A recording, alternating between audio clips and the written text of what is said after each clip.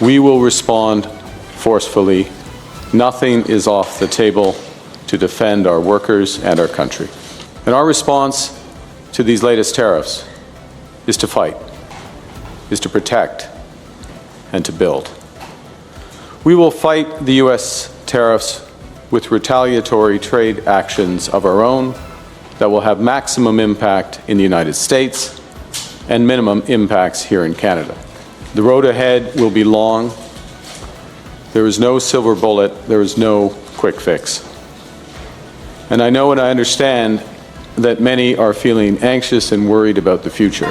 2025 was Mark Carney's inaugural year in politics, and it came in with a bang. The Prime Minister was thrust to the front lines of a trade war with President Donald Trump, a war that shows no signs of letting up anytime soon. What have I learned? Well, I'll tell you what has surprised me the most, even though having been around politics for a number of decades, in other words, when I was a civil servant, when I worked at the Bank of Canada, the Bank of England, etc., I dealt with prime ministers in various ways. Mark Carney didn't simply walk into a room and thank the Canadian Armed Forces. He didn't arrive to deliver polite applause or routine holiday remarks. He stood before them with something heavier than gratitude. He stood there with clarity, with resolve, with a message that quietly marked a turning point in how Canada sees itself in the world. Because this wasn't just about service, it wasn't just about sacrifice. It was about responsibility, about adulthood, about a country recognizing that the world it grew comfortable in no longer exists. For a long time, Canada lived with a certain assumption. That stability was guaranteed, that protection was shared, that the United States would always be predictable, dependable, and there when it mattered most. It wasn't blind trust, it was inherited trust, decades of habit, generations of alignment. And for the most part, it worked. But history doesn't pause for comfort. And slowly, then, all at once, that assumption began to crack. The world changed. Power shifted. Alliances became less certain. Politics in Washington became volatile. Trade turned into leverage, security became conditional, and Canada was forced to confront an uncomfortable truth. Relying on someone else to guarantee your future is not strategy. It's risk. That's the moment we are in now. Not a moment of panic, a moment of reckoning. Carney understands that this is not about rejecting allies. It's about redefining dependence. Canada is not turning inward. Canada is standing upright. There is a difference. One comes from fear, the other comes from confidence. So when he speaks to the armed forces, the message isn't dramatic. It's grounded. Canada will no longer wait to be rescued. Canada will no longer assume protection is automatic. Canada will no longer outsource responsibility for its sovereignty.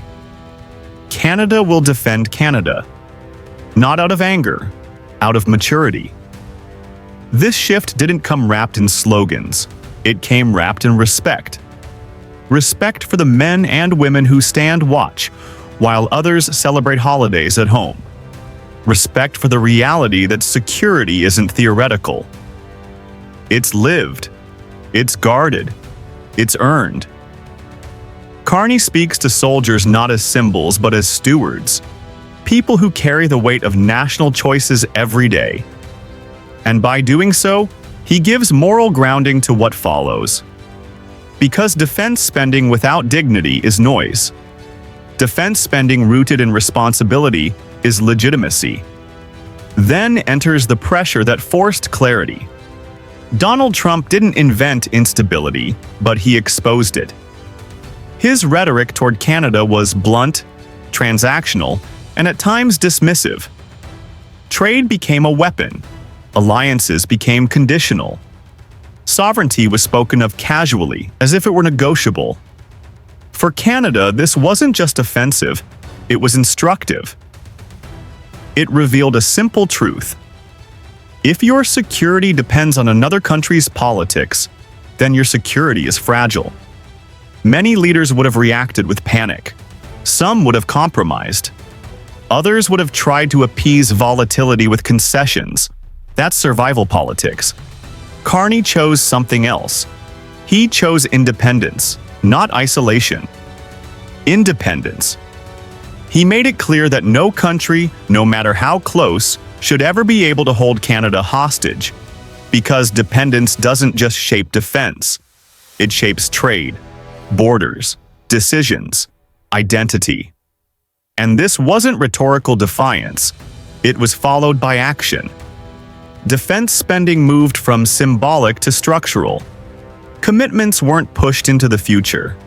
They were pulled into the present. Canada didn't promise readiness someday. It began preparing now. Meeting NATO targets ahead of schedule. Investing tens of billions not as a show of force, but as a statement of seriousness. Soldiers weren't just praised. They were paid, recruited, retained, equipped. Because respect without resources is empty. And then there is the Arctic. For decades, it was treated as distant, frozen, and stable. That era is over. Melting ice has turned geography into strategy.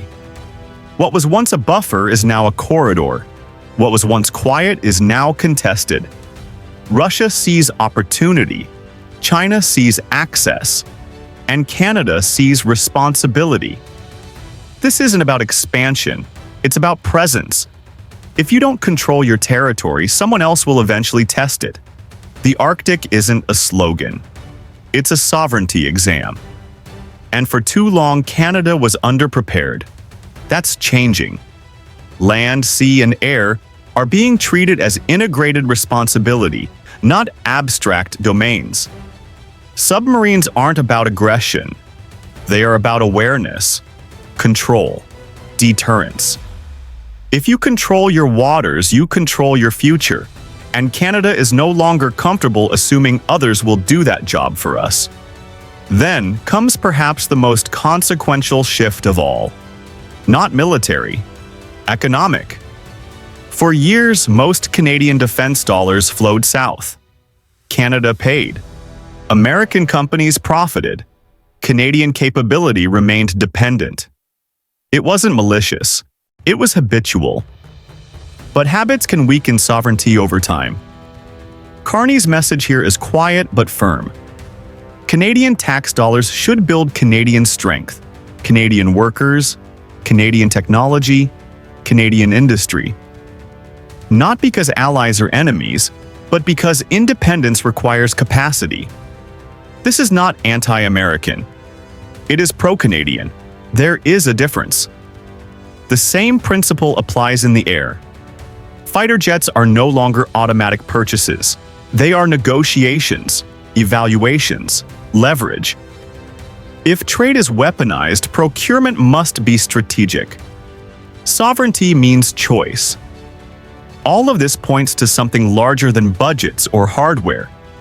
It points to a country stepping into adulthood. Adults don't reject help. They just don't depend on it blindly. Adults plan. Adults prepare. Adults take responsibility for their own safety. Looking ahead, the vision is long-term.